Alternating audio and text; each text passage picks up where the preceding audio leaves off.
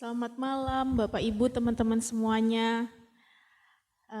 Masih dalam sukacita Paskah, malam hari ini juga kita mau memulai persekutuan doa kita dengan penuh sukacita.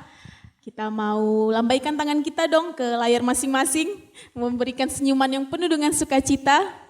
Kita walaupun masih dalam virtual, kita percaya bahwa kita semua Tuhan Allah yang mempersatukan kita, menyatukan hati kita walaupun kita berada di tempat yang beda-beda. Amin. Mari kita saat ini mau puji Tuhan.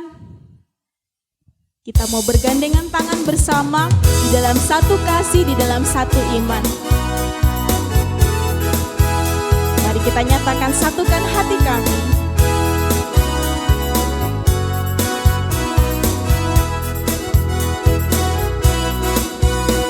Satukanlah hati kami untuk memuji dan menyembah, oh Yesus, Tuhan dan Rajaku. Eratkanlah tali kasih. Eratkanlah tali kasih di antara kami semua, oh Yesus, Tuhan dan Rajaku. Mari kita angkat tangan kita mau bergandengan tangan. Bergandengan tangan dalam satu kasih. Bergandengan tangan dalam satu iman. Kita mau saling mengasihi. Saling mengasihi di antara kami. Kita percaya bahwa kita adalah keluarga kerajaan Kerajaan Allah. Sekali lagi kita mau katakan, satukanlah hati kami. Satukanlah hati kami untuk memuji dan menyembah, oh Yesus, Tuhan dan Rajaku. Eratkanlah tali kasih. Eratkanlah tali kasih di antara kami semua, oh Yesus, Tuhan dan Rajaku.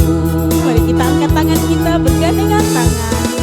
Bergandengan tangan dalam satu kasih. Bergandengan tangan dalam satu iman. Kita mau saling mengasihi. Saling mengasihi di antara kami, keluarga kerajaan Allah. Kita semua adalah keluarga kerajaan Allah.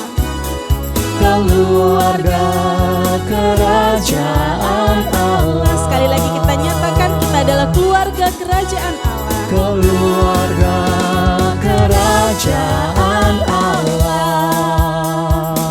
Kita mau nyatakan haleluya, kita mau bersorak bagi Tuhan. Haleluya, ku bersorak. Tuhan luar biasa. Tuhanku luar biasa. Haleluya. Haleluya, ku bersorak. Tuhanku dahsyat berkuasa. Ku angkat suaraku, puji namamu, ku bernyanyi bagimu. Ku bersuka, ku melompat bagimu, Yesus kau di dalamku. Ku rayakan kasih-Mu. Kita semua yang percaya bahwa Tuhan baik, Tuhan yang setia pada kita mau Tuhan katakan. baik di dalam hidupku, selalu setia di sepanjang hidupku. Nyatalah perbuatanmu, Kaulah sukacitaku. Kaulah sukacitaku. Sekali lagi, Tuhan baik. Tuhan baik di dalam hidupku, selalu setia di sepanjang hidupku. Nyatalah perbuatanmu, Kaulah sukacitaku. Kaulah sukacitaku. Katakan haleluya. Haleluya, Ku bersorak. Ku bersorak. Tuhanku luar biasa. Haleluya, ku bersorak. Tuhanku dahsyat berkuasa. Mari kita angkat suara, kita puji Tuhan. Angkat suaraku, puji namamu, ku bernyanyi bagimu. Ku bersuka, ku melompat bagimu, Yesus kau di dalamku. Ku rayakan kasih-Mu. Mari kita angkat kedua tangan kita bertepuk tangan. Suaraku, puji namamu, ku bernyanyi bagimu. Ku bersuka, ku melompat bagimu, Yesus kau di dalamku. Ku rayakan kasih-Mu. Yuk, dengan sukacita kita memuji Tuhan. Angkat suaraku, puji namamu, ku bernyanyi bagimu. Ku bersuka, ku melompat bagimu, Yesus kau di dalamku. Ku rayakan kasih-Mu. Ku rayakan kasih-Mu. Ku rayakan kasih-Mu. Applause dulu dong untuk kebaikan Tuhan. Wow, luar biasa tim pujian kita pada malam hari ini membawa aura sukacita ya, walaupun kita berada di rumah kita masing-masing. Oke, mari kita yang saat ini sudah memuji Tuhan, kita mau siapkan hati kita mau buka persekutuan doa pada malam hari ini dengan doa. Mari kita hening sejenak dan kita buat tanda kemenangan Kristus. Dalam nama Bapa, Putra, dan Roh Kudus. Amin. Terima kasih Allah Bapa, Allah Putra, dan Allah Roh Kudus. Terima kasih atas kehidupan yang Kau berikan kepada kami. Terima kasih atas rahmat-Mu, cinta kasih-Mu yang Kau berikan kepada kami. Setiap hari yang Kau percayakan kepada kami untuk boleh kami nikmati, itu semua menandakan bahwa Engkau sungguh mencintai kami, apa adanya kami, manusia yang masih banyak melakukan salah dan dosa. Ya Tuhan, izinkanlah kami Tuhan untuk setiap hari merefleksi diri kami Tuhan, kami adalah manusia yang masih jauh dari kata sempurna. Tapi kami ingin mendekat kepadamu Tuhan, kami ingin berakar kepadamu Tuhan, kami ingin melekat kepadamu Tuhan, karena Engkau adalah sumber kehidupan kami. Ya Tuhan, pada malam hari ini kami semua berkumpul Tuhan di rumah kami masing-masing melalui teknologi Zoom. Kami berkumpul secara virtual.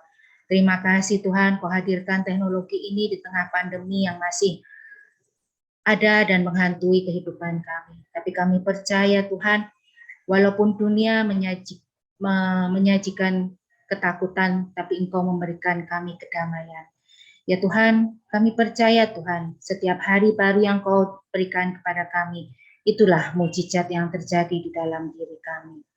Ya Tuhan, jikalau pada malam hari ini kami berkumpul, kami ingin membuka hati dan pikiran kami Tuhan, untuk mendengarkan firman yang akan dibagikan oleh Bapak Leonardi Tuhan. Berkati setiap perkataan, setiap doa, setiap kesaksian, setiap pengajaran yang beliau berikan kepada kami pada malam hari ini. Sehingga bukan Pak Leo yang mengajarkan kepada kami, tetapi Engkau pribadi yang mengajar kepada kami. Ya Tuhan, kami sungguh bersyukur Tuhan, bahwa apa yang saat ini kami miliki, semua itu bukan karena kuat gagah kami sebagai manusia, melainkan kita percaya ada campur tangan Tuhan di dalamnya. Saat ini mari kita buka hati kita mau ucapkan syukur kita kepada Tuhan yang sudah menebus dosa-dosa kita dan menjadikan kita sebagai manusia baru. Saat ini kita mau datang kepada Tuhan, kita mau mengingat semua kebaikan yang Tuhan berikan pada kita. Setiap syukur kita mau naikkan padanya untuk semua kebaikannya, berkat, kemurahan, dan anugerah yang boleh kita terima sampai dengan hari ini. Kita mau berikan syukur kita kepada Tuhan yang sangat baik dan teramat baik. Mari sama-sama kita mau katakan, ku berikan syukurku.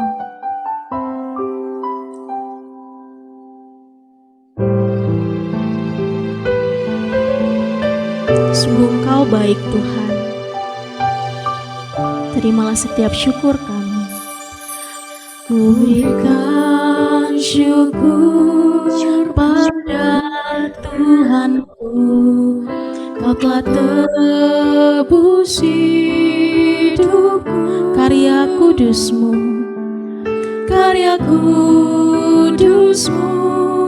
mengubahkanku. Kini aku jadi baru. Ku berikan syukur pada Yesusku. Kau telah terangkat hidupku. Karya kudus-Mu melayanikanku. Kini aku mau melayani-Mu. Layani-Mu, nyatakan syukur.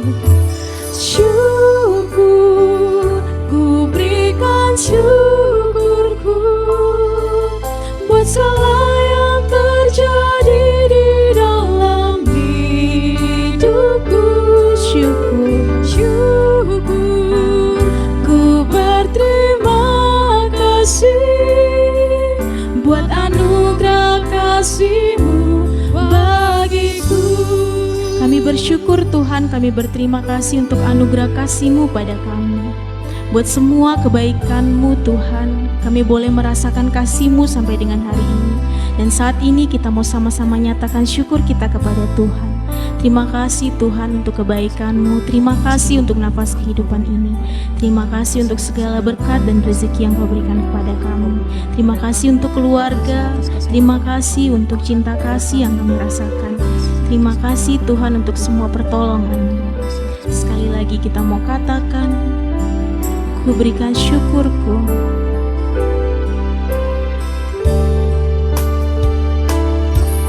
Ku berikan syukur pada Tuhanku. Kau telah tebus hidupku. Karya kudus-Mu mengubahkanku. Kini kami jadi baru Tuhan. Jadi baru. Ku berikan syukur. Ku berikan syukur pada Yesusku. Kau telah angkat hidupku. Karya kudus-Mu melayanikan. Kini kami layani-Mu. Kini aku layani-Mu. Mari nyatakan syukur. Ku berikan syukurku buat segala yang terjadi di dalam hidupku. Syukur, ku berterima kasih buat anugerah kasih-Mu bagiku. Buat anugerah kasih-Mu. Buat anugerah kasih-Mu bagiku. Kami bersyukur buat anugerah kasih-Mu. Buat anugerah kasih-Mu bagiku.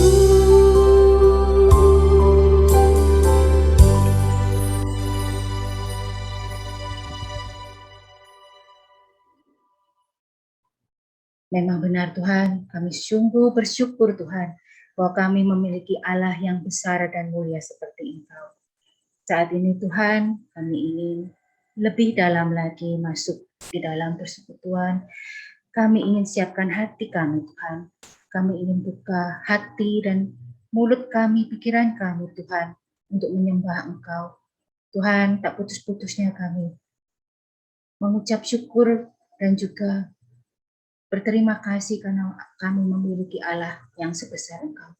Inilah penyembahan kami Tuhan, inilah apa yang kami berasal dari dalam diri kami, dalam hati kami haturkan kepadamu. Engkaulah Allah yang layak kami sembah.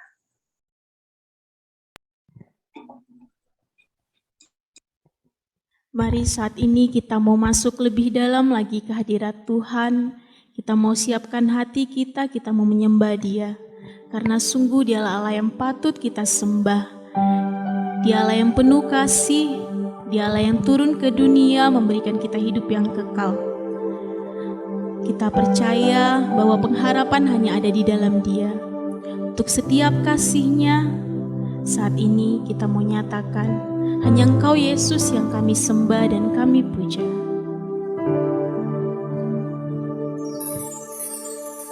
Yang ku sembah hanya Yesus, Engkau yang ku puja, yang ku puja hanya Yesus, yang ku sanjung hanya Yesus, sebab Kau Allahku. mari nyatakan yang ku sembah, Yang ku sembah hanya Yesus, Engkau yang ku puja, yang ku puja hanya Yesus, yang ku sanjung hanya Yesus, sebab Kau Allahku. Yesus Engkau Allahku. Yesus, Kau Allahku. Yesus, Engkau Tuhan, Engkau Rajaku. Yesus, Engkau Rajaku yang turun ke dunia. Mari nyatakan Yesus. Yesus, ku sembah Kau, curahkan Roh Kudus-Mu. Kini kami menyembah-Mu Tuhan. Kini aku Kami mau masuk ke hadirat-Mu. masuk hadirat-Mu. Sungguh Tuhan, hanya Engkau yang patut kami puja, Engkau kami sembah Tuhan dan kami sanjung. Biarlah Roh Kudus-Mu saat ini membawa kami lebih masuk lagi ke hadirat-Mu. Mari kita nyatakan yang ku sembah, Yang ku sembah hanya Yesus. hanya Yesus, Hanya Yesus yang ku puja. yang ku puja hanya Yesus, yang ku sanjung hanya Yesus, sebab Kau Allahku. Yang ku sembah, Yang ku sembah hanya Yesus, Engkau kami puja Yesus. yang ku puja hanya Yesus, yang ku sanjung hanya Yesus, sebab Kau Allahku. Mari nyatakan Yesus, Kau Allahku. Yesus Engkau Tuhanku. Yesus, Engkau Tuhanku. Yesus Engkau Rajaku. Yesus, Engkau Rajaku yang turun ke dunia. Yesus, Yesus, ku sembah Kau,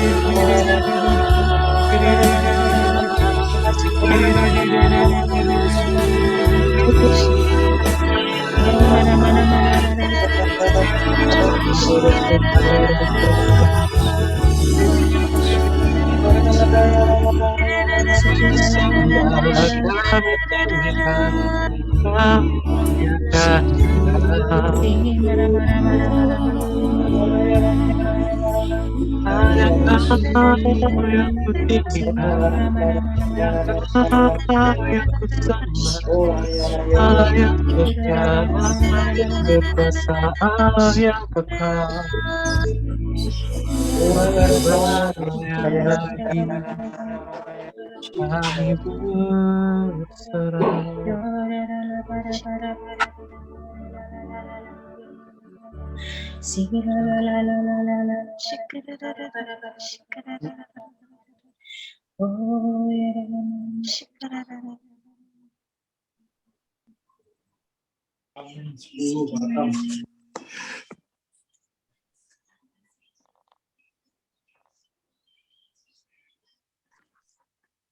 Bersukacitalah di dalamku, hai anakku.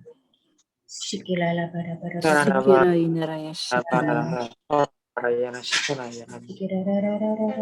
Hanyalah aku yang patut engkau puji dan engkau sembah, anakku.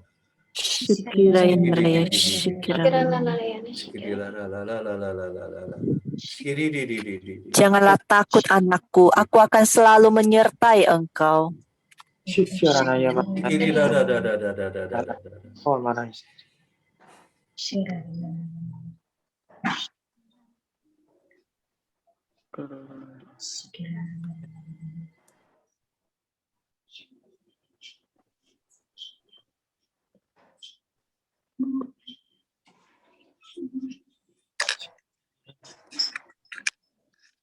Segala kemuliaan hanya bagi-Mu Tuhan. Kemuliaan kepada Bapa, Putra dan Roh Kudus, seperti pada permulaan, sekarang, selalu dan segala-galanya. Amin.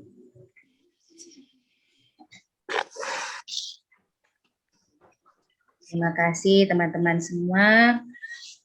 Sekarang sebelum masuk ke sesi, saya ingin memperkenalkan dulu pembawa sharing kita pada malam hari ini. Begitu juga dengan biografinya, ya. Mungkin teman-teman ada yang belum mengenal beliau. Nama lengkap Bapak Leo ini adalah Antonius Franciscus Leonardi. Beliau lahir di Jakarta pada tahun 1955.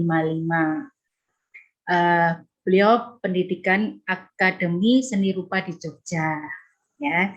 Dan profesi beliau adalah pelukis religius sampai dengan sekarang.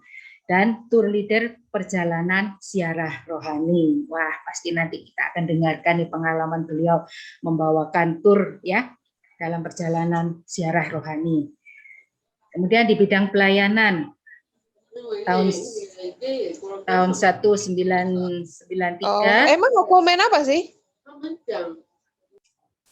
Tahun 1993 ikut pendidikan Sekolah Evangelisasi di Sekinah, Jakarta. Kemudian tahun 1994 pindah ke Surabaya, terjun melayani sebagai pengajar kursus evangelisasi dan sebagai pewarta Sabda Keuskupan Surabaya. Tahun 1998 kembali ke Jakarta dan bergabung kembali dengan Keuskupan Jakarta sebagai pewarta dan pengajar evangelisasi nasional. Wow, luar biasa ya. Kita merasa terhormat Pak Leo sudah sudi hadir untuk membawakan firman di PD kecil kita di Batam ini ya. Pak Leo sendiri kami kenal sebagai pengajar TC SHDR, di mana beliau juga yang membimbing kami, pengajar-pengajar SHDR yang di Batam ini. Sebelum masuk kepada sesi Pak Leo, ini firman pada malam hari ini adalah pengharapan yang melahirkan mukjizat. Nah, sebelum kita mendengarkan firman, yuk kita dengarkan dulu nih, ada tim song. Wah, tim songnya ini judulnya Yesus Pengharapanku. Ya, silakan.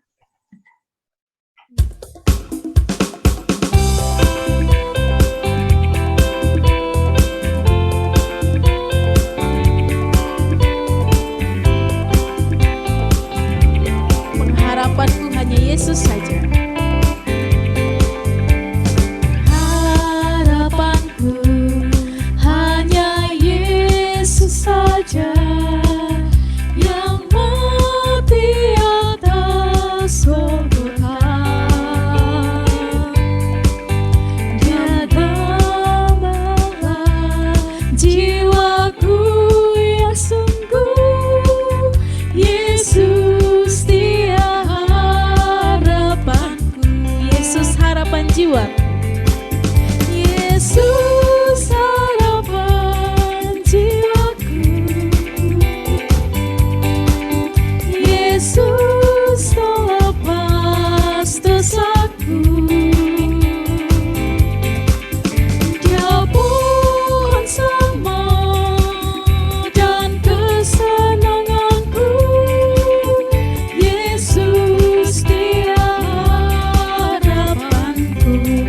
Dia membelaku dalam percobaan, membelaku dalam pencobaan, bebaskan dengan kuasa-Nya. Ku ditegakkan kokoh bagai karang. Yesus dia harapanku, Yesus harapan jiwaku. Yesus harapan jiwaku. Yesus melepas dosaku. Dia pohon sama dan kesenanganku. Yesus dia harapanku. Dia menyediakan bagiku di surga. Dia menyediakan bagiku di surga tempat yang indah dan senang. Sungguh percaya, sungguh bahagia bila percaya Dia. Yesus dia harapanku. Yesus harapan jiwaku. Yesus melepas dosaku. Dia pohon sama dan kesenanganku. Yesus dia harapanku. Yesus dia harapan, hanya Yesus harapanku. Yesus dia harapanku. Oh, lagu cukup lama ya ini ya, tapi luar biasa membangkitkan semangat. Oke, mari kita masuk ke dalam sesi. Kita berikan tepuk tangan semangat untuk Pak Leo di layar Zoom kita masing-masing. Iya. Waktu kami berikan kepada Pak Leo. Silakan Iya. Pak. Oke. Shalom. Halo. Bro and sis, teman-teman semuanya apa kabar? Wah, Luar rasanya biasa. senang sekali bisa berjumpa dengan Anda semua dari Batam dan Tanjung Pinang ya. Sudah 4 tahun yang berlalu kan, tahun 2017 saya terakhir di sana. Waktu TCS ADR ya, betul ya? Jadi sudah 4 tahun, waduh rasanya bukan waktu yang singkat ya. Tapi bisa berjumpa lagi, senangnya bukan main. Makanya senang sekali diberikan kesempatan oleh Vivi bisa pelayanan malam ini. Meskipun di waktu virtual kita percaya kuasa Tuhan nyata. Amin. Karena kuasa Tuhan mampu menembus ruang dan waktu. Selamat Paskah buat Bro and Sis. Ada cerita suatu ketika terjadi kebakaran hebat di sebuah peternakan ayam. Ratusan ekor ayam itu mati hangus jadi bangkai. Lalu besok pagi si peternaknya dengan sedih melihat hasil karyanya puluhan tahun musnah terbakar sekejap. Akhirnya dengan hati yang ditabak-tabakan dia membereskan itu peternakannya dari bangkai-bangkai ayam untuk dikuburkan rencana. Tapi dia heran melihat satu pemandangan yang aneh, yaitu ada seekor induk ayam itu masih bertengger, berdiri. Kalau induk ayam yang lain itu sudah tergeletak. Maka ketika digoncang tubuh ayam induk ini, apa yang terjadi? Dari kedua kepak sayapnya berhamburan 6 ekor anak ayam yang masih hidup.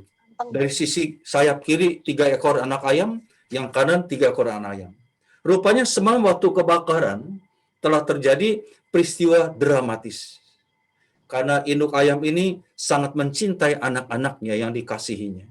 Maka dia rela menghanguskan diri. Yang penting anak-anak yang kucintai selamat. Akhirnya dengan terharu dan kagum, si peternaknya itu menguburkan induk ayam itu di satu kuburan. Sudah sekalian, baru minggu lalu kita merayakan peristiwa yang sama pasca minggu lalu. Tentang peristiwa dramatis yang serupa pernah terjadi 2000 tahun yang lalu di Golgota. Yesus yang mencintai kita semuanya rela berkorban mati di kayu salib.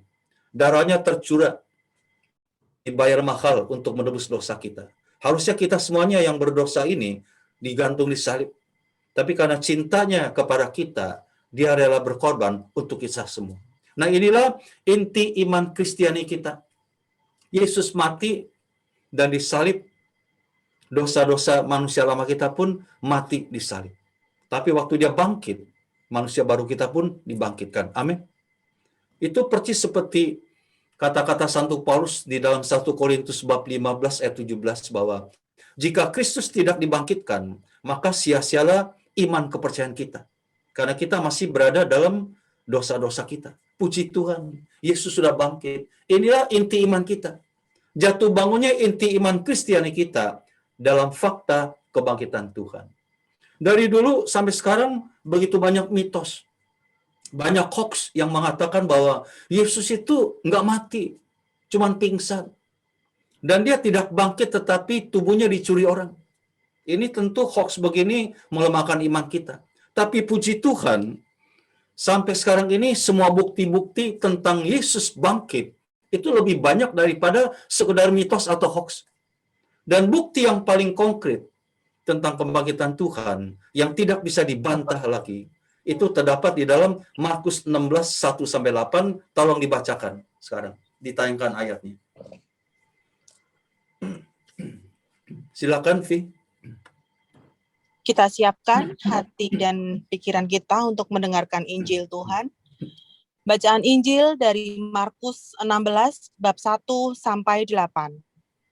Kebangkitan Yesus.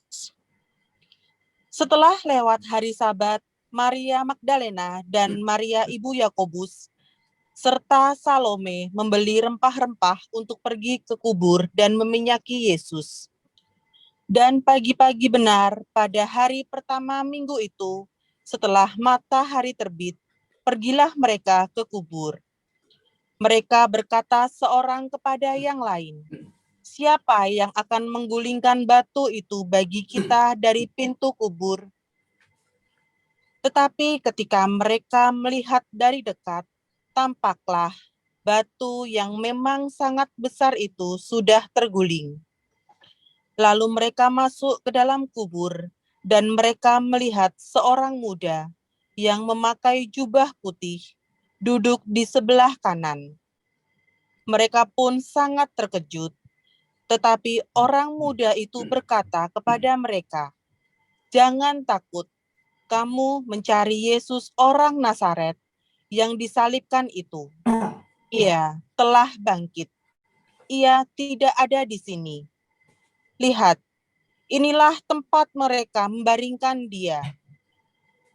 Tetapi sekarang pergilah, katakanlah kepada murid-muridnya dan kepada Petrus, ia mendahului kamu ke Galilea. Di sana kamu akan melihat dia seperti yang sudah dikatakannya kepada kamu." Lalu mereka keluar dan lari meninggalkan kubur itu, sebab gentar dan dahsyat menimpa mereka. Mereka tidak mengatakan apa-apa kepada siapapun juga, karena takut. Demikianlah Injil Tuhan. Terpujilah Kristus. Ya. Ayatnya boleh diturunkan, Vi, ya, ayatnya. Ya. Sudah sekalian, kisah sengsara Yesus itu sebetulnya adalah kisah tentang laki-laki. Karena semua yang terlibat di dalamnya itu adalah tokoh laki-laki. Dari yang merencanakan yaitu Yudas Iskariot sampai yang melaksanakan yaitu semuanya laki-laki. Dari tokoh sentral yaitu Yesus, Yudas Iskariot, Imam Kayafas, Pontius Pilatus, sampai prajurit Roma, semuanya laki-laki. Kalau ibarat sebuah film, kisah sengsara Yesus itu sebetulnya adalah filmnya maskulin, dunia laki-laki. Kira-kira ada nggak film seperti itu? Kalaupun ada film yang semuanya laki-laki, itu mungkin nggak laku film tersebut. Nggak ada yang mau nonton. Karena saya tahu persis, saya orang film dulu. Saya pelukis reklame film. Itu karena wanita itu daya tarik dunia. Wanita itu simbol keindahan. Kalau nggak ada dunia, kalau nggak ada wanita, dunia itu sepi. Sungguh betul. Waktu saya lukis film begitu kan, bos saya bilang, ini tolong ditonjolkan nih wanita nih, karena ini daya tariknya luar biasa. Benar. Saya pernah memberikan retret tentang seminar pria sejati, ya, 3 hari 2 malam loh di puncak. Wah, 150 orang laki-laki semua. Wah, kaku, sepi. Dunia memang sepi kalau nggak ada wanita. Ya, akhirnya apa yang terjadi? Mungkin saya ini seniman kali ya. Jadi memang senang keindahan, karena keindahan itu ada di simbol para wanita. Di rumah saya tuh semuanya wanita loh. Tuhan kasih loh. Karena dia tahu saya tuh seniman.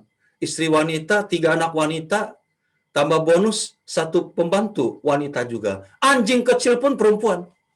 Dan sekarang calon cucu saya yang mau datang juga masih 5 bulan lebih di dalam perut maminya, anak saya tuh juga perempuan.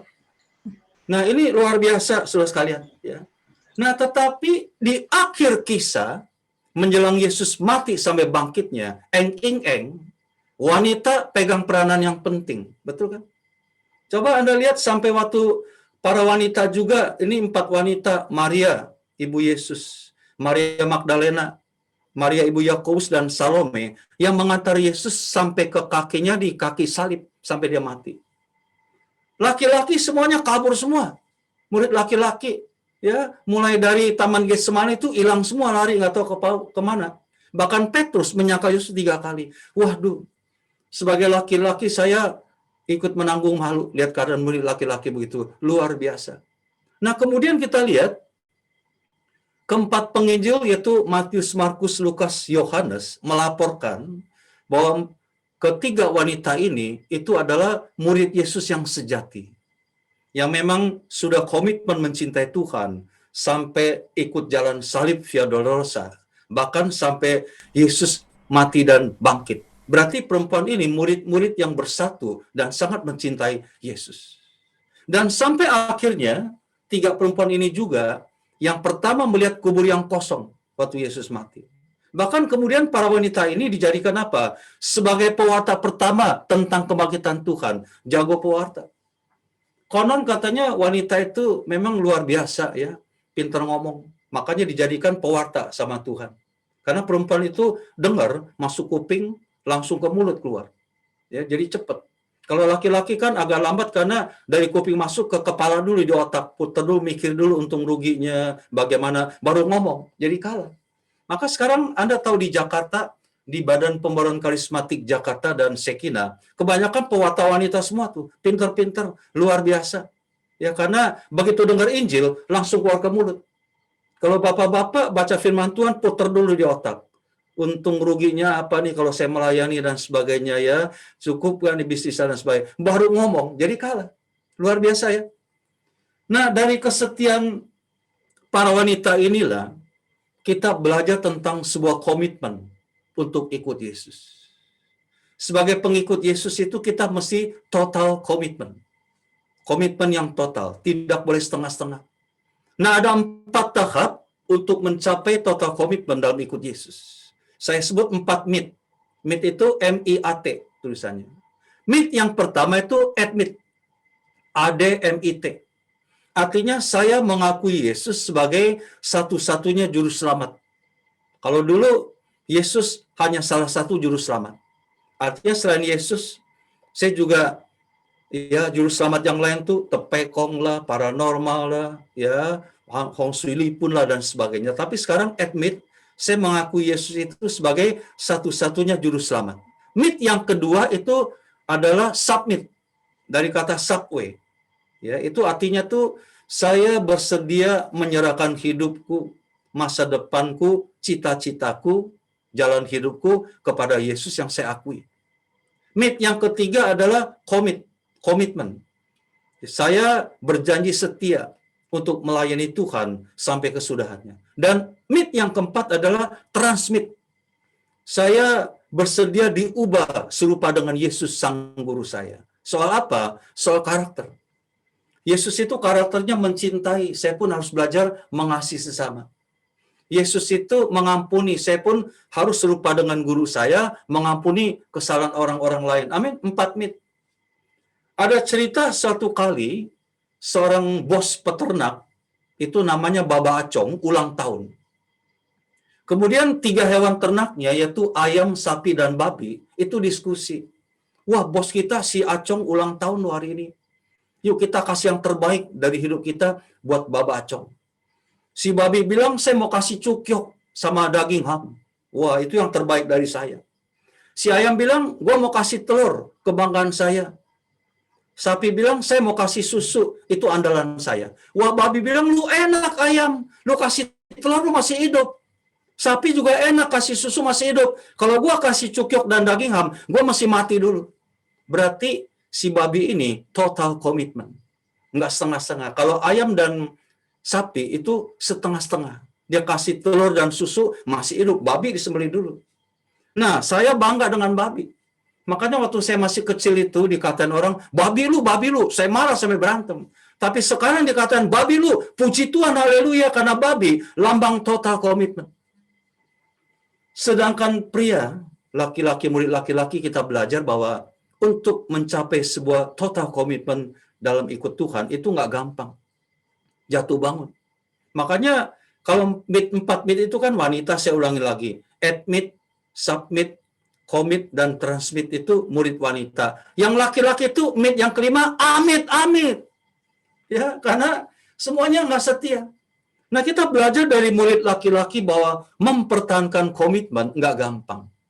Mulut si pertama ngomong, ku mau cinta Yesus selamanya, meskipun badai silih berganti dalam hidupku, ku tetap cinta Yesus selamanya. Nyanyinya sekeren, tapi tersinggung sedikit kabur, ya kan? Di tim kalau tersinggung itu kan langsung muntaber, mundur tambah berita. Nah, untuk tersinggung, lebih banyak murid wanita atau murid laki-laki? Sama. Tapi umumnya laki-laki lebih sensitif. Tersinggung dikit, waduh, gua kan di GM ini. Direktur saya datang, dari kantor saya datang ke PDA tuh gulung kabel apa kurang baik, diginikan gini, tersinggung, kabur. Nah itu. Maka nggak heran, memang jadi murid laki-laki susah. Gampang tersinggungan, ya, nyanyi keren, tetapi sedikit tersinggung, kabur. Itu nggak gampang. Sudah sekalian, saya mau baca, tapi nggak usah ditayangin ayat 1 dan 2, saya ada layar sendiri. Setelah lewat hari Sabat, Maria Magdalena dan Maria Ibu Yakobus serta Salome membeli rempah-rempah untuk pergi ke kubur dan meminyaki Yesus. Dan pagi-pagi benar, pada hari pertama minggu itu, setelah matahari terbit, pergilah mereka ke kubur.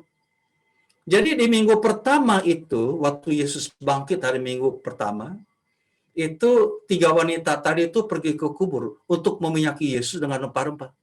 Sekarang pertanyaan saya adalah, mengapa mereka berani untuk pergi ke kubur Yesus? Padahal situasinya lagi gawat saat itu. Diberlakukan jam malam sama Pilatus karena terjadi pemberontakan. Nggak boleh orang keluar. Apalagi kuburan itu dijaga oleh tentara Romawi. Wah, serem sekali.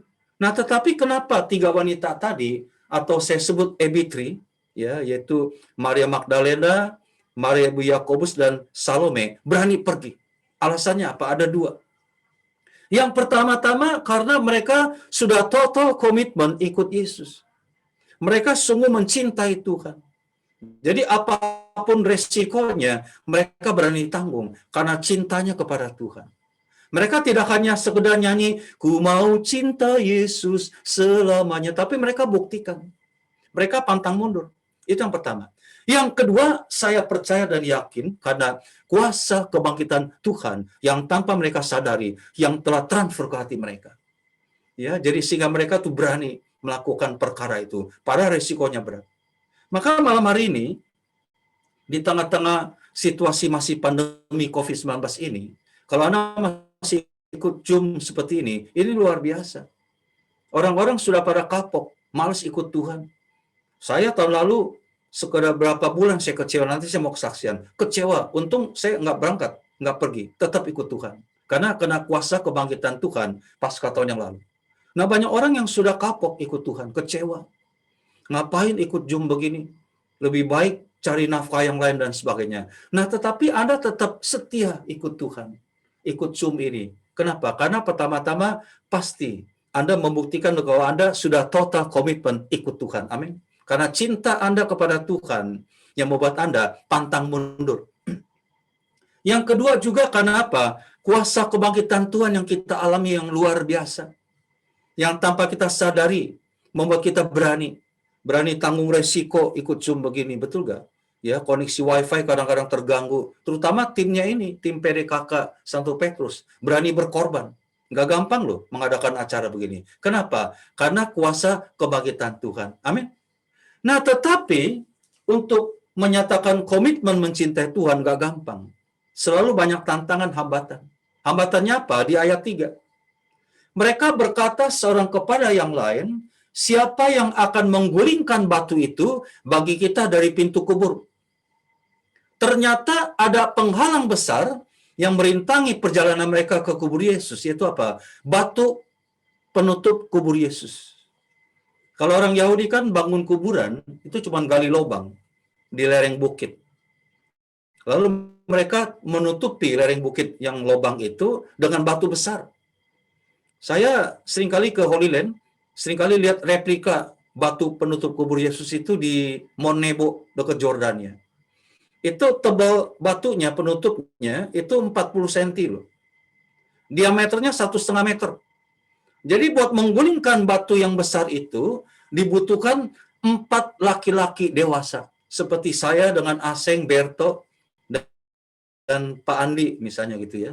Seperti itu 4 orang menggulingkan. Luar biasa. Apalagi batu tadi sudah dimeterai sama Pilatus. Dan dijaga ketat oleh tentara Romawi. Jadi bingung. Inilah penghalang bagi 3 wanita Ebitri tadi datang pada Tuhan. Sehingga nggak heran. Sepanjang perjalanan dari Yerusalem ke kuburan Yesus itu, mereka topiknya membahas soal itu. Siapa yang bisa menggulingkan itu? Mereka mengeluh. Waduh, bagaimana nih ya? Mengeluh sepanjang perjalanan, kita kan wanita lemah, hanya bisa masak dan cuci gosok. Ini kan pekerjaan laki-laki nanti. Tapi heran ya, nggak kelihatan murid laki-lakinya. Pada kemana tuh? Kalau giliran makan cepat ngumpul, tapi begini hilang dan sebagainya. Konon wanita itu, selain simbol keindahan, selain jago bicara, wanita juga jago doa litani. Tahu gak doa litani? Tahu ya, Vi ya?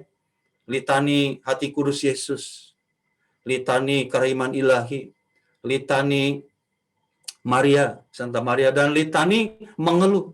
Jadi wanita itu pada dasarnya jago mengeluh semua. Ya, tetapi kalau wanita mengeluh itu ada dasarnya. Itu positif juga, nggak negatif mengeluh itu. Kenapa? Memang mereka terfokus pada masalah yang terjadi. Kenapa laki-laki nggak mudah mengeluh? Karena laki-laki itu menggampangkan persoalan. Nanti bagaimana nanti aja dah. Terlalu panjang pikirnya, makanya nggak pernah mengeluh. Di rumah saya ada yang jago litani mengeluh. Dari mengeluh belanja berkurang karena COVID ini, mengeluh tentang toilet yang belum direnovasi, sampai mengeluh soal genteng. Betulin dong tuh genteng. Nanti kalau hujan bagaimana bocor? Udah berapa tahun tukang nggak pernah lihat. Ya, saya kan sebagai laki-laki kan menggampangkan persoalan. Ya nanti dulu dong, ini kan baru bulan Agustus, masih musim panas, nantilah November, Desember. Laki-laki kan menggampangkan masalah, pikirin nanti dananya bagaimana. Ternyata keluhan si wanita ini yang di rumah saya ini, luar biasa ada dasarnya. Ternyata bulan September lagi musim panas, hujan besar loh, dan memang bocor. Karena genteng rumah kami, itu mungkin strukturnya salah. Jadi 3 genteng ini numpang ke satu pancuran begitu. Ya, aliran pancuran satu itu kan dari seng. Ditutupi pakai karpet kan, supaya nggak bocor begitu kan, ya. Langsung masuk ke lubang pancuran begitu. Entah kenapa mungkin kecakar kucing waktu itu, bulan September begitu. Jadi bolok sehingga waktu hujan besar itu, merembes masuk, banjirlah rumah kami. Nah itu. Ya, keluhan wanita itu ada dasarnya. Karena dia fokus pada masalah. Kalau laki-laki karena menggampangkan acara, wah bagaimana nanti aja, maka laki-laki jarang mengeluh. Sudah sekalian, dalam hidup kita ini banyak batu-batu persoalan. Batu-batu penghalang dalam hidup kita. Masalah keuangan karena efek dari COVID-19, ya. Masalah bisnis kita. Ya karena ini kan COVID ini merubah tatanan hidup manusia loh. Dari sisi bisnis, sisi kesehatan kita, sisi keuangan, sampai ibadah dan pelayanan kita berubah total. Dan kita nggak siap manusia. Sekejap hilang semuanya. Saya pun hilang pekerjaan, hilang kesehatan tahun lalu. Nah, jadi kita ini semuanya penghalang kita. Ya, belum manusia lama kita, amarah kita karena COVID ini, kekecewaan kita. Semuanya menghalangi kita dalam ikut Tuhan. Nah, bagaimana kita mengalahkan batu penghalang ini? Kita lihat apa yang dilakukan wanita tadi. Ternyata 3 wanita ini meskipun mengeluh, tetap melangkah dalam iman. Mereka nggak berhenti di jalan loh. Karena mereka kan nggak tahu bagaimana nanti ini yang menggulingkan batunya. Sambil mengeluh, tetapi mereka tetap melangkah dalam iman.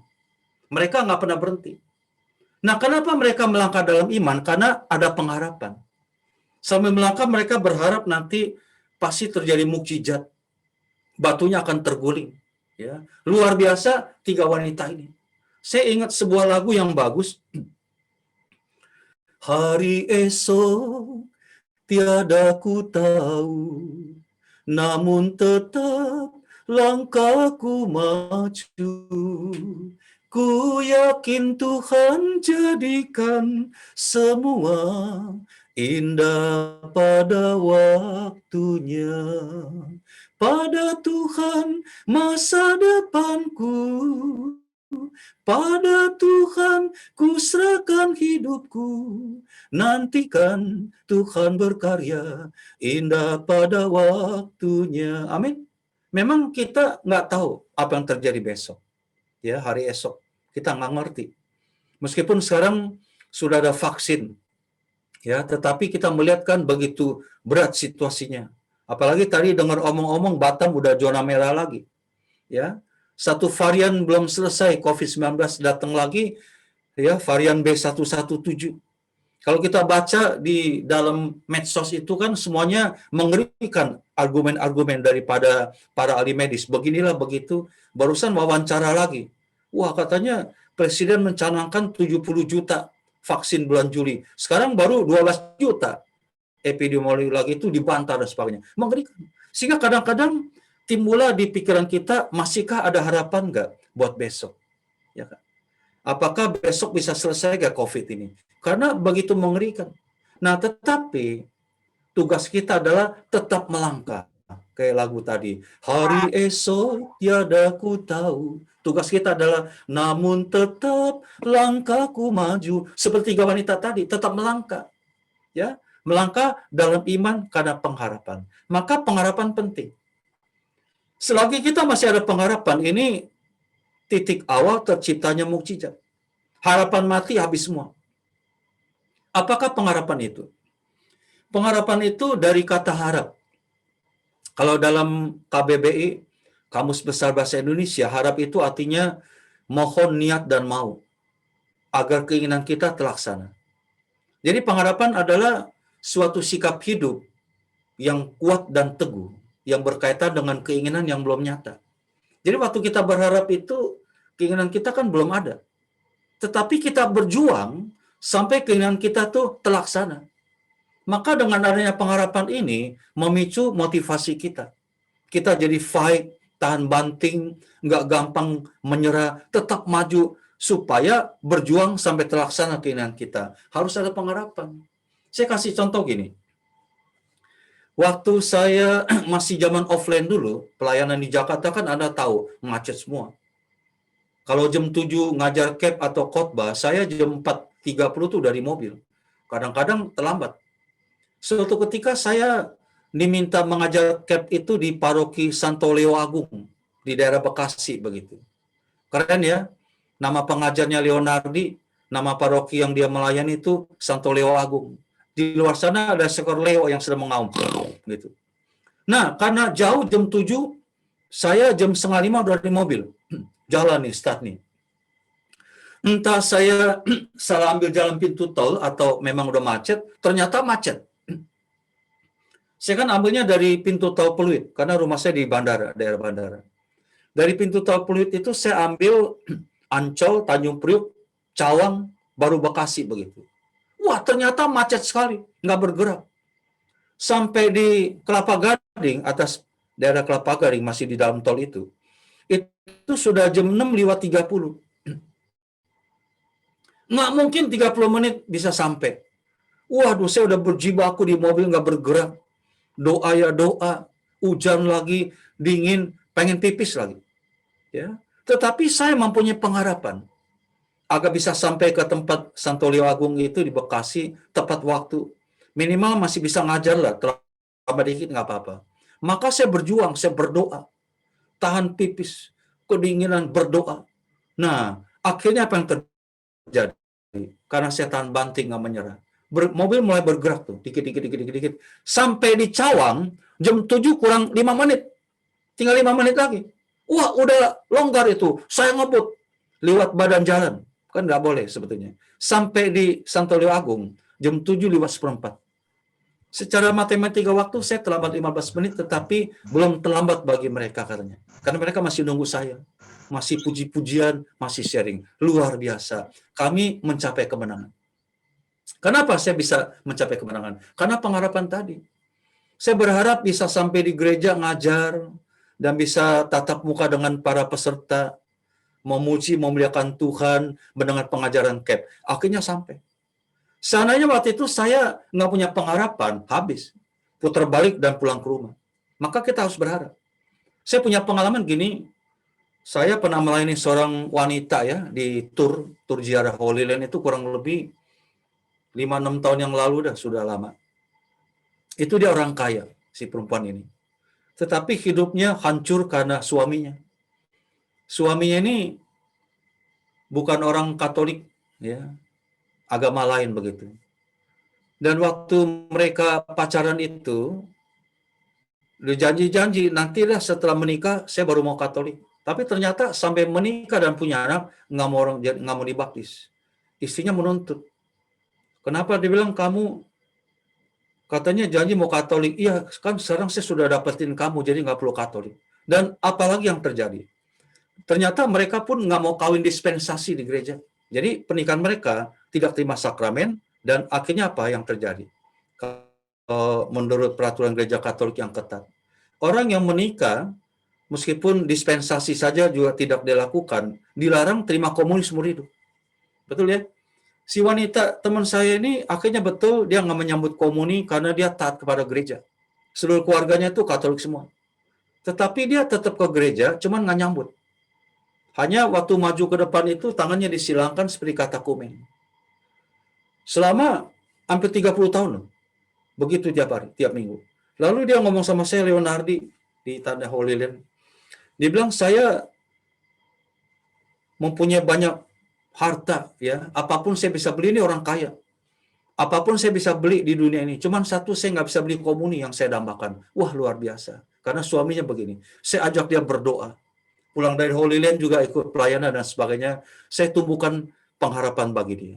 Apalagi suaminya ini mempunyai kebiasaan itu jago selingkuh.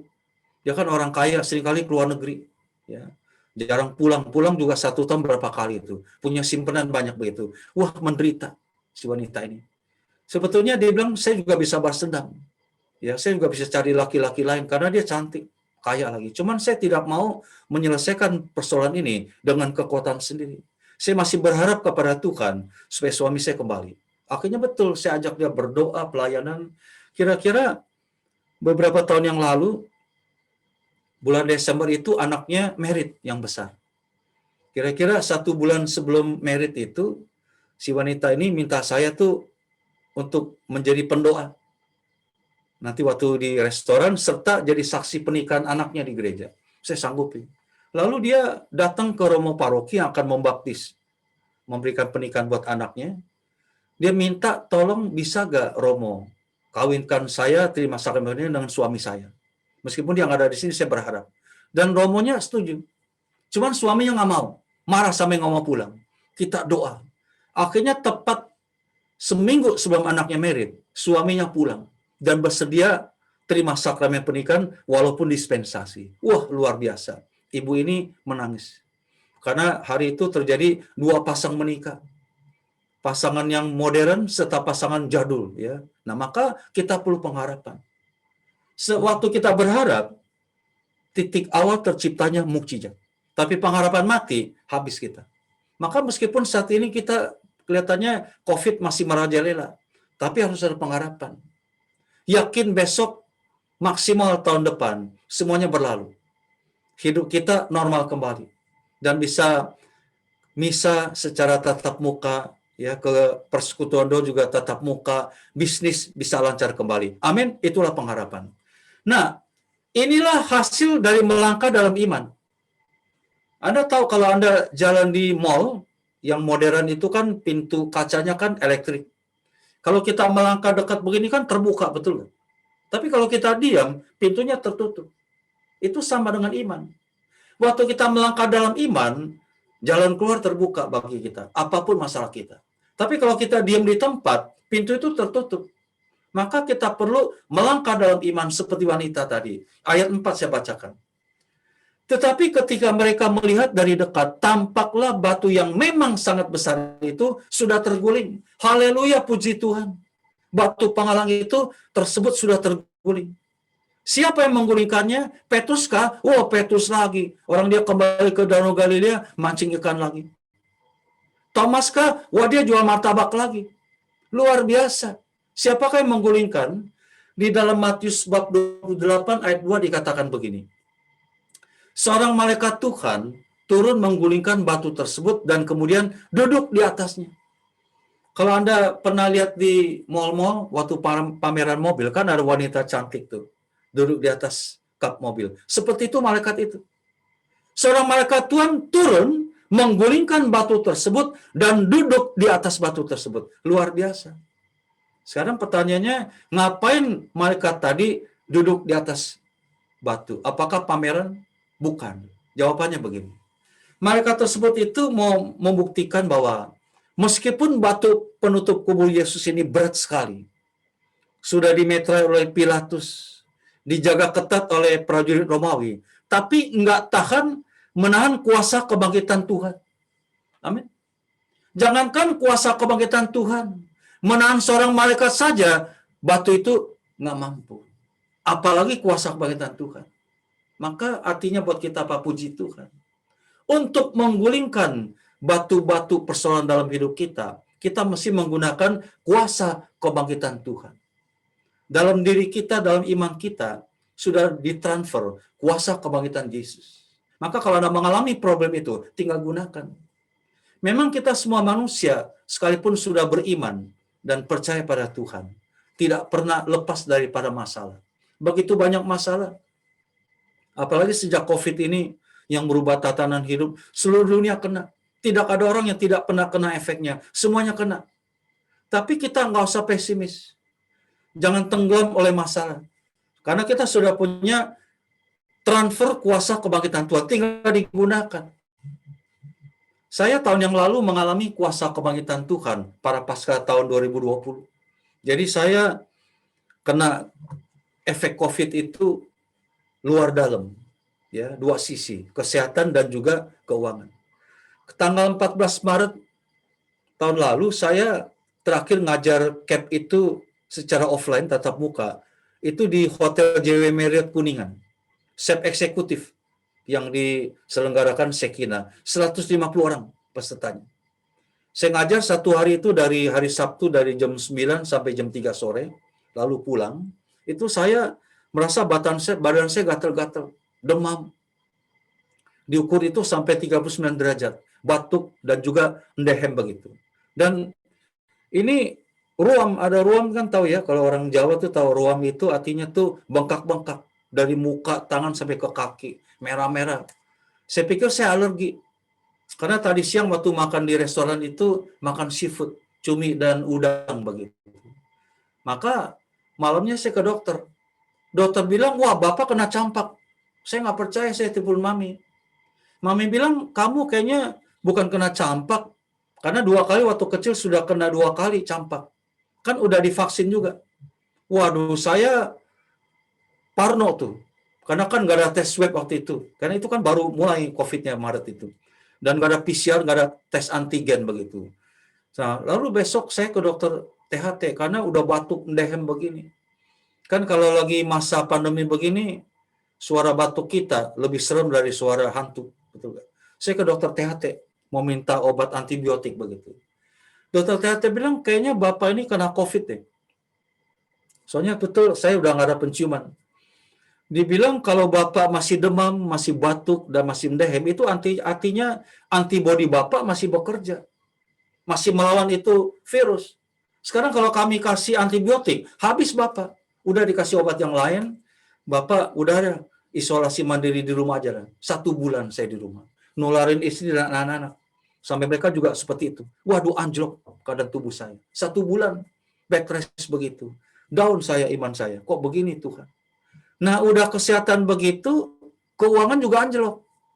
Karena saya kan tour leader yang bawa tur ke ziarah ke Tanah Suci itu udah 98 kali dari tahun 97. Ya. Rencana yang ke 100 kali itu Maret yang kemarin. Kan udah ada 2 program mau berangkat. Mau merayakan 100 kali ke Holy Land itu di atas Gunung Sinai rencana begitu. Ternyata kena COVID, batal berangkat. Saya tour leader murni, hanya freelance. Jadi saya bukan pegawai tetap. Jadi nggak ada gajinya, jadi nggak ada istilah work from home.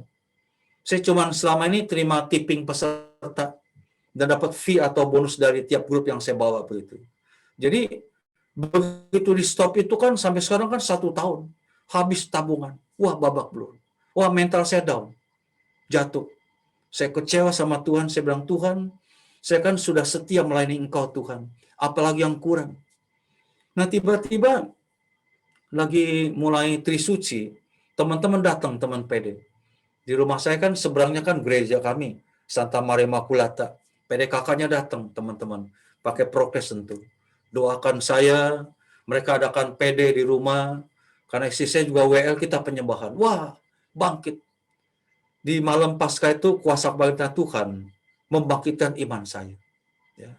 Semua batu penghalang ini dihancurkan oleh kuasa Tuhan. Saya jadi bangkit. Kira-kira 2 minggu setelah Paskah, itu akhir April dan menjelang awal Mei, udah sembuh. Saya dinyatakan sembuh total dan tinggal hanya masih lelahnya gitu. Tetapi kantong saya masih sakit. Tabungannya udah makin habis.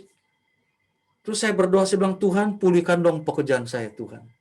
Bayangan saya tuh, Tuhan kasih dolarnya tuh dari surga dilempar begitu untuk tabungan kami. Dan minimal mungkin Israel itu dibuka khusus buat grup saya gitu. Ternyata bukan. Apa yang Tuhan inginkan? Tuhan ingin saya kembali ke dunia lukis karena saya kan pelukis juga. Tadi Vivi udah bilang pelukis ya, rohani saya. Karena saya udah 5 tahun nggak lukis. Karena tiap bulan bawa tur, pulangnya bawa dolar begitu. Ngapain capek-capek melukis? Saya pikir lukis nanti tunggu udah tua aja. Maka studio saya udah kayak gudang, catnya udah kering, tangan udah kaku dan udah nggak ada mood. Kalau seniman nggak ada mood kan nggak bisa berkarya. Tapi kok aneh, Tuhan kok inginkan saya kembali melukis. Caranya gimana? Dari sebuah WA. Kira-kira tanggal 10 Mei, itu tengah malam saya habis doa, ada WA masuk, teng begitu. Kenceng karena kan bunyi WA satu benar. Dari seorang wanita. Pak Leonardi masih melukis gak? Saya kaget. Waduh, kok Tuhan bisa jawabnya seperti gini? Apa nggak salah? Tapi karena saya mengalami kuasa kebenaran Tuhan, saya sangat memperhatikan hal itu. Lalu, Bu, begini Bu, saya jujur sudah 5 tahun nggak lukis Bu. Tapi kalau Ibu ingin pesan lukis, saya coba-coba deh. Begini Pak, beberapa tahun yang lalu saya lagi doa pagi Pak. Itu tiba-tiba saya mengalami hadirat Tuhan Pak. Itu seperti pengalaman Suster Faustina, dia datang dengan penuh kemuliaan.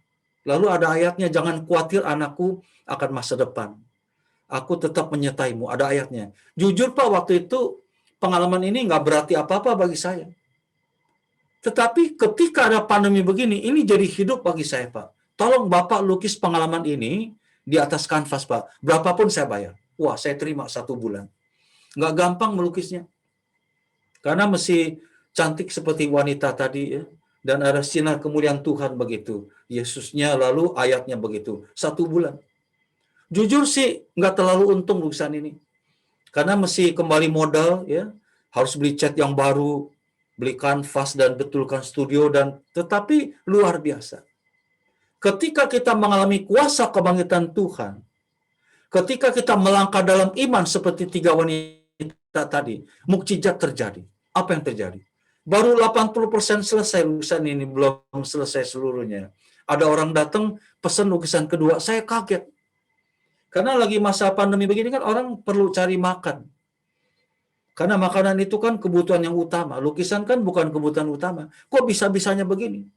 Tapi karena saya melangkah dalam iman, saya terima juga. Apa yang terjadi? Lukisan ketiga datang, sampai hari ini 1 tahun kemudian, tetap ada lukisan, meskipun masuk tahun yang baru ini, lama-lama baru 1. Tapi luar biasa. Selama 1 tahun masa pandemi, ketika tabungan kami mulai menipis, lukisan ini jadi solusi bagi kami. Nah, maka Anda harus mengandalkan kuasa kebangkitan Tuhan. Dengan kekuatan sendiri kita nggak sanggup. Dengan hikmat manusia sendiri kita nggak mampu melawan segala persoalan ini. Hanya mengandalkan kuasa kebangkitan Tuhan. Amin. Ayat 5 saya mau bacakan. Lalu mereka masuk ke dalam kubur dan mereka melihat seorang muda yang memakai jubah putih duduk di sebelah kanan. Mereka pun sangat terkejut. Nah, ketika wanita tersebut masuk itu ternyata bukan Yesus, nggak ada Yesusnya, cuma seorang malaikat. Kemana Yesus itu? Sudah nggak ada. Artinya apa? Yesus sudah bangkit. Buktinya kan kubur itu kosong. Karena kubur kosong membuktikan Yesus bangkit. Inilah bukti otentik yang tidak bisa dibantah lagi. Kubur kosong membuktikan sebab dia hidup. Sebab dia hidup karena hari esok. Sebab dia hidup. Ku tak gentar karena ku tahu dia pegang hari esok. Hidup jadi berarti sebab dia hidup. Amin. Nah, bagi Anda yang khawatir hari besok, harus belajar nyanyi lagu ini. Ya kan? Kita kan khawatir soal besok. Nah, kenapa nggak boleh khawatir? Karena Yesus sudah bangkit. Yesus bangkit, Yesus hidup, berarti dia yang mempunyai hari besok. Hidup kita jadi berarti. Kalau Yesus mati nggak bangkit lagi, kita boleh khawatir. Tapi karena Yesus bangkit, dia hidup, esok hari menjadi hari yang berarti. Kemudian ayat 6 dikatakan begini, tetapi orang muda itu berkata kepada mereka, jangan takut. Kamu mencari Yesus orang Nazaret yang disalibkan itu, ia telah bangkit. Ia tidak ada di sini. Lihat, inilah tempat mereka membaringkan dia. Ada 4 hal di ayat 6 ini. Pertama, jangan takut. Jangan takut. Biasanya kalau takut itu berarti kita berada di pihak yang salah, betul gak? Kalau kita benar kan kita nggak pernah takut. Contohnya kucing nih. Kalau kucing itu dikasih makan sama majikannya yang disayangi itu, nggak pernah takut, tenang dia makannya. Tapi kalau ikan itu mencuri ikan majikan, itu ketakutan. Begitu ada orang lewat, badannya begini. Karena saya punya kucing juga di rumah. Nah, ketika ketakutan masuk ke dunia pertama kali, akibat dosa. Adam dan Hawa jatuh dalam dosa. Sejak itu dia takut. Ketika Allah melangkah dalam taman, mereka bersembunyi. Sejak itu, ketakutan masuk ke dunia ini secara universal. Dari zaman ke zaman, sampai ke zaman kita manusia dicengkram kuasa ketakutan. Kita takut krisis, takut perang, takut mati, takut sakit, takut COVID, dan takut bayar utang. Betul. Dan Allah yang Maha Rahim dan penuh kasih merespon ketakutan manusia. Sejak itu, Tuhan mengatakan jangan takut. Kalau di Alkitab Anda baca dari kitab Kejadian sampai kitab Wahyu, Lama dan Baru, ada 365 kata jangan takut. Artinya dalam 1 tahun tiap hari Allah perintahkan kita jangan takut. Dan Yesus datang ke dunia ini sebagai jawaban Tuhan bagi ketakutan manusia. 3 kali sehubungan kedatangan Yesus di dunia, malaikat Gabriel memberitakan jangan takut kepada 3 pihak. Zakaria, Maria, dan para gembala. Jangan takut Zakaria, karena istrimu Elisabeth akan hamil. Ya, jangan takut Maria, karena engkau akan beroleh kasih karunia Tuhan. Engkau akan hamil karena tindakan Roh Kudus. Dan anak yang kau kandung namanya Yesus. Kepada para gembala, jangan takut karena malam hari ini telah lahir Sang Juru Selamat bagi kalian. Nah, maka kalau Anda masih takut, kan banyak ketakutan kita. Takut COVID, takut masa depan, takut keuangan. Ingatlah kata-kata malaikat, jangan takut. Karena Yesus datang ke dunia untuk mengusir ketakutan yang kita hadapi. Yang kedua dikatakan, kamu mencari Yesus orang Nazaret yang disalibkan itu. Artinya apa? Malaikat mengembalikan memori para 3 wanita tadi. Malaikat mengatakan bahwa Yesus bukan tokoh anta beranta, bukan simsalabim. Tapi Yesus itu ada kronologisnya. Dia manusia juga. Pernah lahir di Bethlehem. Pernah menjalani Via Dolorosa, pernah mati dan disalibkan. Tapi Yesus yang sama pernah juga bangkit dari kematian. Inilah inti iman kita. Yesus lahir untuk kita, Yesus mati untuk kita, dan Yesus bangkit buat kita.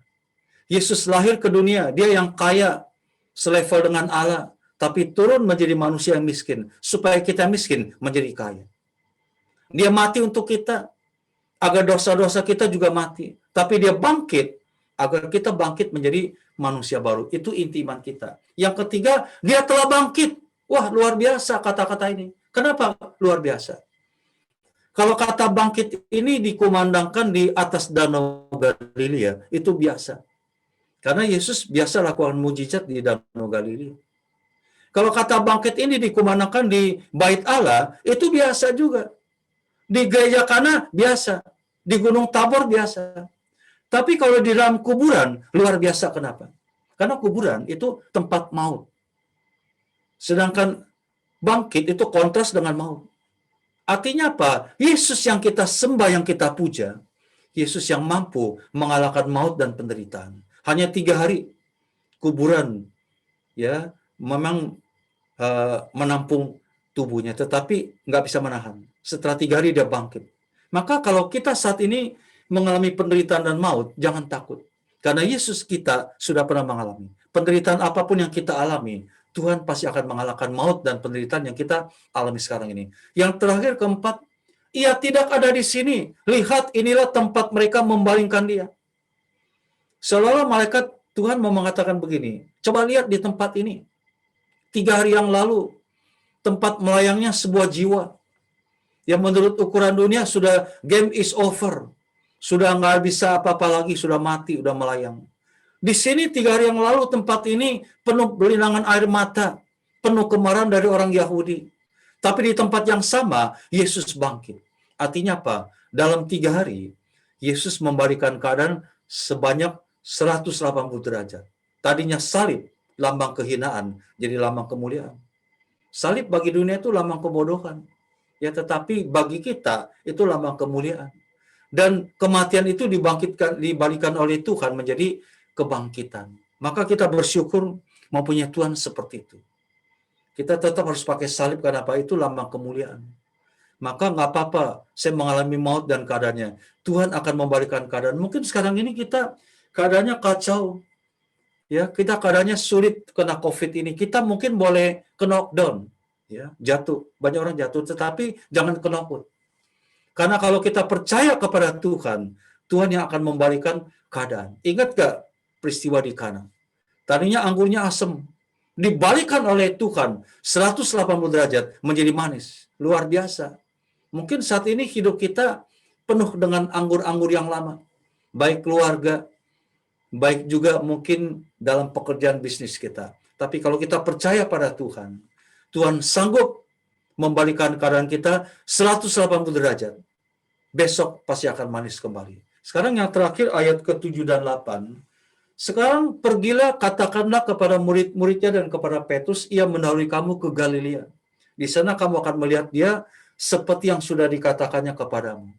Kuasa kebangkitan Tuhan, selain mampu menggulingkan batu-batu persoalan kita, membangkitkan pengharapan kita, tetapi juga dia mengutus kita untuk pergi menjadi saksi tentang kebangkitan Tuhan. Amin.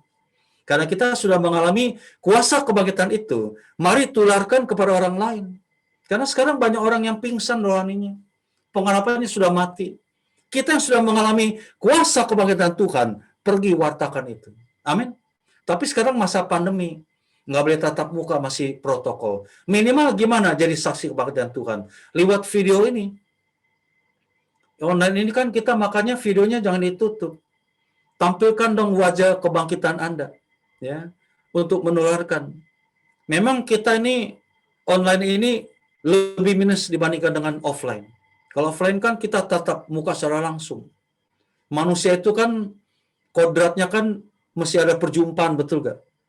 Silaturahmi, salaman, shalom, saling mendoakan. Kalau saya khotbah di panggung, amin, amin. Wah, saya mendapat energi. Auranya luar biasa. Tapi sejak online begini, semuanya nggak ada lagi, ya. Maka saya nggak berani lucu karena takut ketawa sendiri, ngomong sendiri, lucu sendiri, ketawa sendiri. Apalagi lahirnya gelap. Nah, kita adalah saksi kebangkitan Tuhan. Dari mana kelihatan? Dari wajah kita.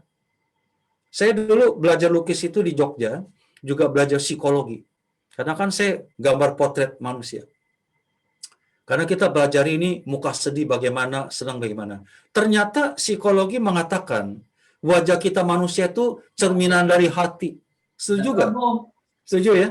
Jadi apa yang ada di hati kita terpancar ke wajah. Tanpa bisa ditutupi. Misalnya kita gembira, sukacita, termasuk mengalami kuasa kebangkitan Tuhan. Terpancar ke wajah. Muka kita jadi seperti keep smiling. Ya. Tetapi, sorry, kalau hati kita lagi patah semangat, lagi kepahitan, kecewa, ya, maka muka kita tuh seperti itu, seperti muka Jumat Agung, muka Via Dolorosa, muka penderitaan. Maka tularkan wajah kebangkitan Anda lewat layar yang terbuka. Tapi sorry ya, sekali lagi, dengan rendah hati saya mohon maaf, bukan berarti kalau yang videonya ditutup itu mukanya Via Dolorosa, bukan. Ya, ini mungkin karena kuotanya nggak cukup, bisa juga gitu. Maka kalau kuota cukup, buka dong.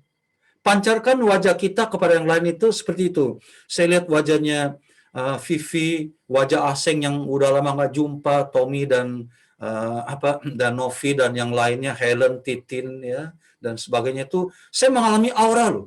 Wah, mukanya sukacita. Jadi saya tambah semangat tadi. Ya, energinya ada. Maka coba tolong lain kali juga dibuka semuanya, nggak apa-apa. Kita menularkan wajah-wajah kebangkitan Tuhan kepada yang lain. Amin. Mari kita berdoa. Tuhan, terima kasih Tuhan, Engkau sudah bangkit buat kami. Ketika Engkau mati dan disalib, dosa-dosa kami pun juga ikut disalibkan dan mati. Ketika Engkau bangkit, manusia lama kami, manusia baru kami dibangkitkan. Kami bersyukur Tuhan, karena kematian dan kebangkitan-Mu inti iman kami. Tapi seringkali kami juga kecewa Tuhan, seperti dua murid yang pulang ke Emmaus. Atau seperti murid-murid yang lain yang pergi meninggalkan Engkau, bahkan menyangka Engkau, yang ragu-ragu, tidak percaya kebangkitan Engkau. Maka ampuni kami, Biarlah kami belajar seperti 3 wanita tadi, Maria Magdalena, Maria Ibu Yakobus, dan Salome, untuk percaya. Tetap melangkah dalam iman, sekalipun tidak tahu apa yang harus diperbuat. Tapi ketika mereka melangkah dalam iman, terjadi mukjizat. Maka berikanlah kami selalu aktif untuk melangkah dalam iman. Tuhan, dalam masa pandemi ini begitu banyak hal-hal yang berubah dalam hidup kami. Baik bisnis, baik keuangan, kesehatan, sampai ibadah dan pelayanan kami. Biarlah malam hari ini Engkau melihat hati kami, para umat-Mu yang mengikuti Zoom ini. Apakah di sana ada kemarahan? Apakah ada kekecewaan? Ada kekhawatiran dan ketakutan soal hari besok? Bila ada, Tuhan angkat segala perasaan itu, gantikan dengan damai dan sukacita. Gantikan dengan pengharapan yang besar, bahwa besok maksimal tahun depan semuanya akan selesai, COVID akan pergi, kami semua hidup normal kembali, bisnis kembali, ibadah kembali, pelayanan seperti semula. Terima kasih Tuhan. Kami berdoa bagi PDPKK Santo Petrus Batam dan Tanjung Pinang. Kiranya apa yang mereka perbuat, berani tanggung resiko, berani berkorban untuk mengadakan persekutuan doa secara Zoom ini. Berkati semua program mereka ya Bapak. Berkati dengan melimpah finansial mereka. Sehingga lewat program online ini, nama-Mu dipermuliakan dan banyak umat-Mu di paroki Santo Petrus dan Tanjung Pinang ini mengalami kuasa kebangkitan Tuhan. Para panitia dan leader di PDKK Santo Petrus ini begitu rindu Tuhan untuk mengabarkan bahwa Engkau sudah bangkit buat semua orang. Maka Engkau lihat apa yang mereka lakukan dan terjadi mukjizat bagi PDKK Santo Petrus Batam ini. Terima kasih Tuhan. Di dalam nama Yesus kami telah berdoa dan mengucap syukur. Amin. Demi nama Bapa dan Putra dan Roh Kudus. Amin. Saya kembalikan ke Vivi sebagai host. Terima kasih Pak Leo. Boleh beri tepuk tangan teman-teman. Luar biasa ya pada malam hari ini. Ada yang saya note di sini ya, kalau kita percaya kepada Tuhan, maka Tuhan sanggup membalikkan keadaan kita 180 derajat. Dari yang asam menjadi yang manis. Nah, sekarang kita mau dengarkan satu kesaksian manis dari si manis teman kita Novi. Yuk Novi, buka mic-nya, kita mau dengarkan kesaksiannya. Yuk didukung dengan semangat teman-teman. Shalom semuanya, shalom Pak Leo, dan terima kasih untuk kesempatan yang diberikan pada malam hari ini untuk berbagi kebaikan Tuhan. Karena masih dalam masa Paskah ya, Novi ingatkan kemarin diminta CVV, Novi nanti kesaksian ya, apa gitu, Novi pikirnya kesaksiannya kan.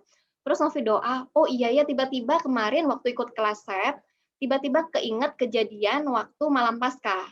Jadi ceritanya gini, pada waktu malam Paskah,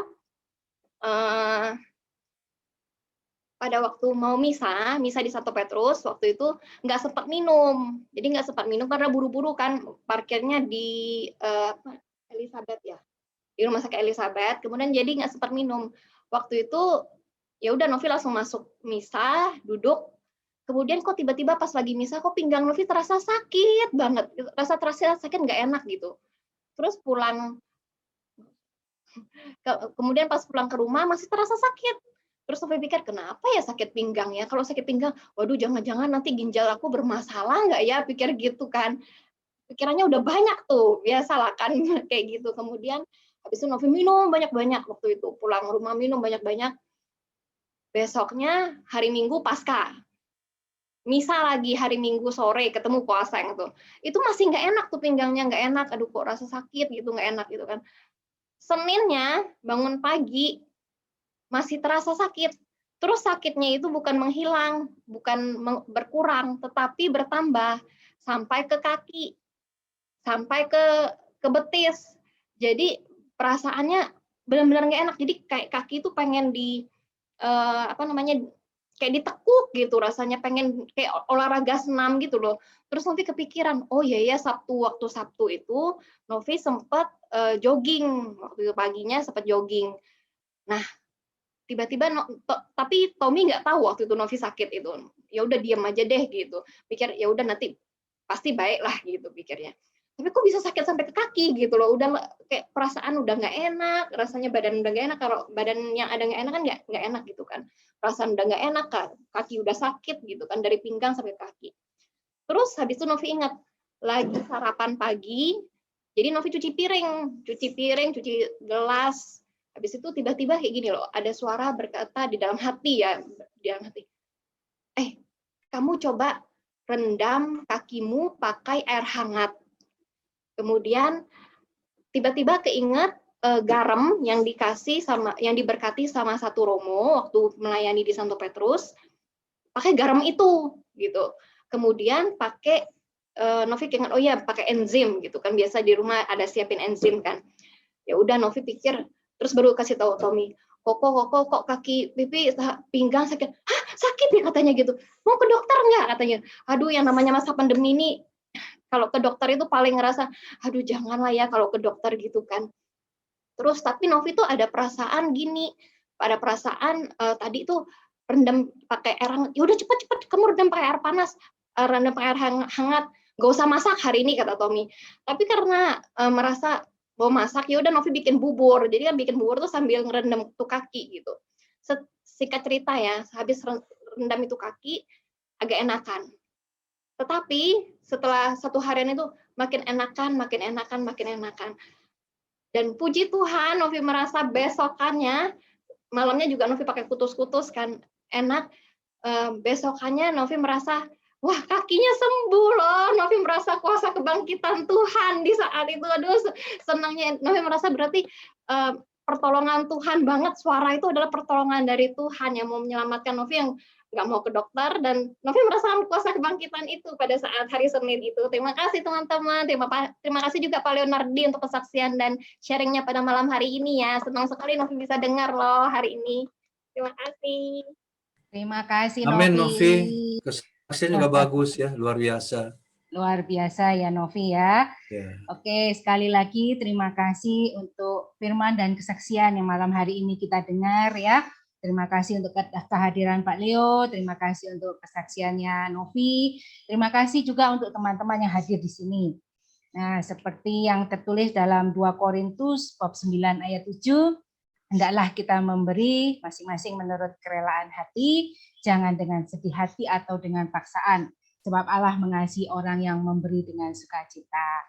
Mari kita mau memberi, menyisihkan sebagian yang terbaik untuk pekerjaan Tuhan. Mari kita di layar Zoom nanti akan ada nomor rekening di mana kita bisa memberikan mentransfer dana untuk kemuliaan Tuhan. Bapak Ibu, teman-teman semuanya, saat ini kita semua yang diberkati Tuhan, kita mau memberikan sebagian yang kita miliki untuk pekerjaan Tuhan. Persembahan boleh diberikan melalui barcode yang tertera di layar Bapak Ibu, teman-teman semuanya. Dan saat ini sambil memberikan persembahan kita mau nyatakan, tidak dengan tangan yang hampa kami datang padamu Tuhan, kami mau memberikan seluruh yang kami miliki, semua yang daripadamu, kini kami persembahkan kepadamu. Rasa syukur kami, mari nyatakan. Tidak dengan tangan yang hampa, ku datang ke hadiratmu. Kami mau menyatakan rasa syukur kami. Menyatakan rasa syukurku atas segala berkat-Mu. Sekali lagi, tidak dengan tangan yang hampa. Tidak dengan tangan yang hampa, ku sujud menyembah-Mu. Persembahkan seluruh hidupku. Persembahkan seluruh hidupku di atas Mesias.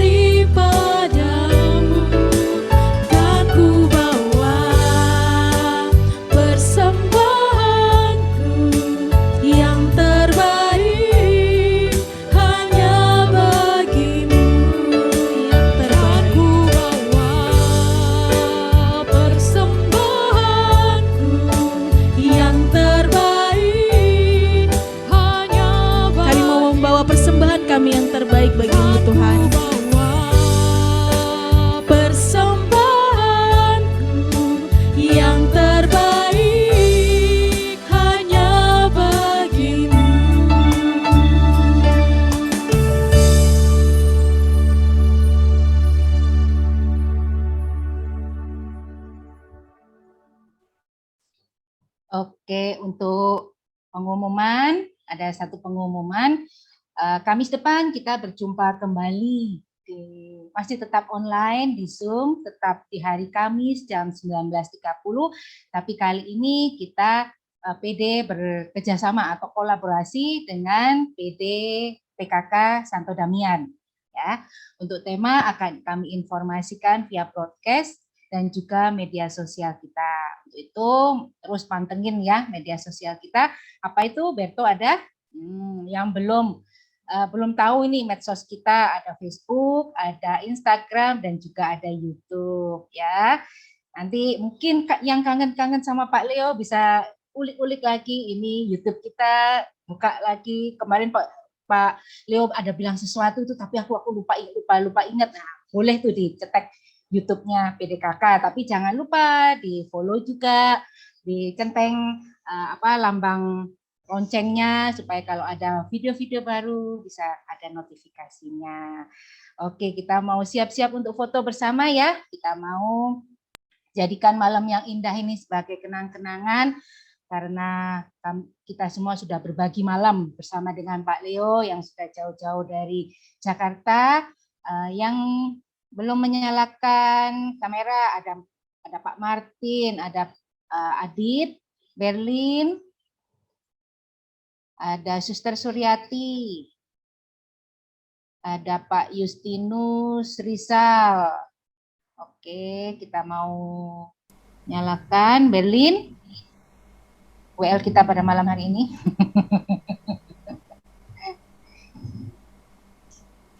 Oke, Beto. Oke, Silakan siap semuanya apa-apa. ya. Udah siap? Ada berapa lembar nih? Siapa ya yang pertama kali? 1, 2, 3. Tunggu, yang kedua. 1, 2, 3.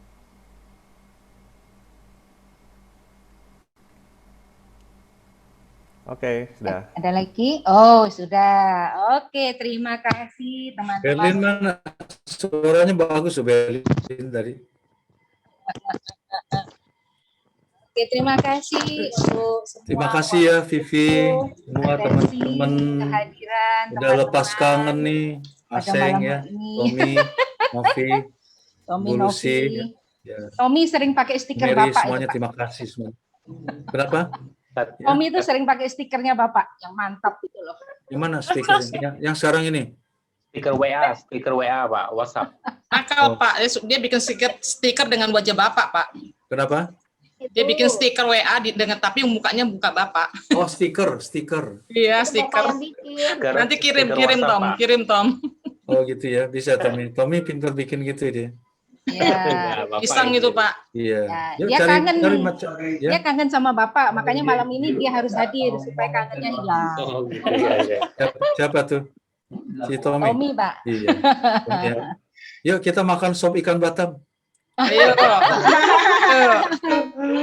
Oke, Makasih. Ya, Kamu semua ya. dengan Saya doa. pamit undur, live dulu ya. Makasih, Semuanya, Pak. Bu Kita mau Titin. tutup dengan doa. Helen mana Helen? Pak, doa dulu Pak, doa tutup dulu Pak. Oh iya, doa ya betul, doa penutup dulu ya. Oke, mari tenangkan hati, kita buat tanda kemenangan Kristus dalam nama Bapa, Putra, dan Roh Kudus. Amin. Terima kasih Tuhan atas malam yang indah pada malam hari ini. Terima kasih karena Engkau sendiri yang hadir di rumah kami masing-masing. Engkau sendiri yang bercerita, Engkau sendiri yang berbagi kesaksian dan pengajaran serta doa kepada kami untuk menguatkan diri kami bahwa Engkau adalah sumber kehidupan, Engkau yang sanggup membuat mujizat di dalam diri kami. Dan di dalam hidup kami, saat ini kami menyerahkan hidup kami sepenuhnya dan lebih lagi kepada kuasa-Mu Tuhan, karena kami yakin dan percaya bahwa kuasa-Mu jauh lebih besar dari semua masalah yang kami hadapi di dunia ini.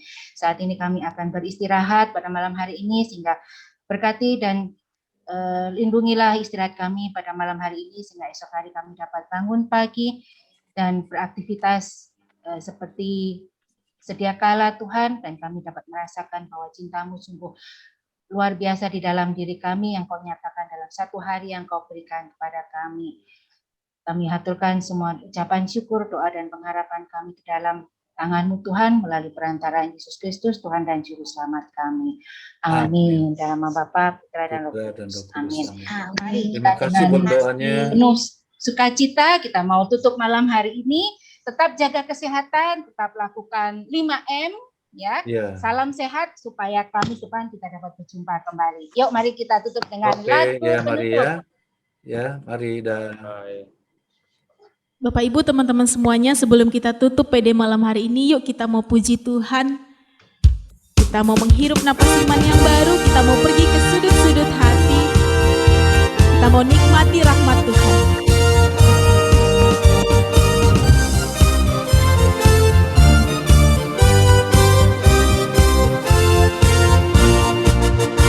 Bangunlah dadaku,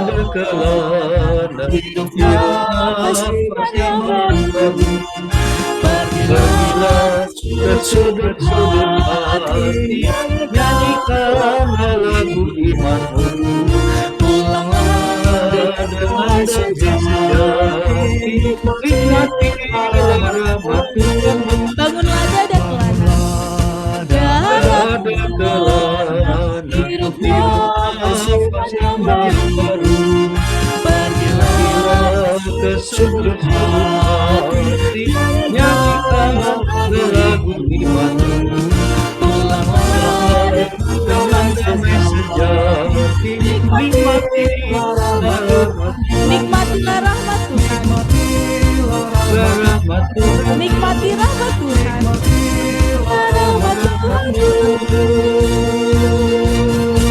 Beri applause dulu dong untuk malam hari ini untuk kebaikan Tuhan. Terima kasih Bapak Ibu, teman-teman semuanya. Sampai jumpa Kamis depan. Tuhan memberkati.